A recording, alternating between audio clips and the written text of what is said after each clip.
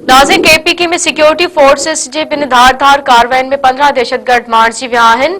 कराची ऐं दत्ता खेल वारे इलाइक़नि में खारजनि जी मौजूदगी जे इतला ते सिक्योरिटी फोर्सेस वारा ऑपरेशन कयो वियो। ISPR मूजिब ॿिन्हिनि कार्रवाइन में 15 दहशतगर्द मारिजी विया आहिनि।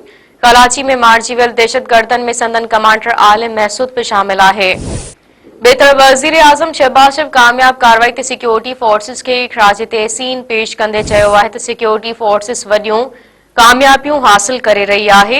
दहशतगर्दनि जे मुकम्मल ख़ात्मे ताईं ऑपरेशन जारी रहंदो। एक बार फिर तव्हांखे ब्रेकिंग न्यूज़ ॾियूं पिया। केपीके में सिक्योरिटी फोर्सेस जे बिन धार कार्रवाइन में 15 दहशतगर्द मारिजी विया आहिनि।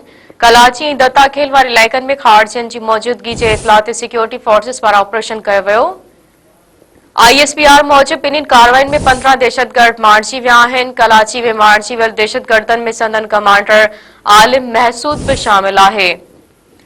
ॿिए तरफ़ वज़ीर आज़म शहबाज शरीफ़ कामयाब कार्रवाई ते सिक्योरिटी फोर्सेस के ख़राज तहसीन पेश कंदे चयो आहे त सिक्योरिटी फोर्सेस वॾियूं कामयाबियूं हासिल करे रही आहे। दहशतगर्दनि जे मुकम्मल ख़ात्मे ताईं ऑपरेशन जारी रहंदो।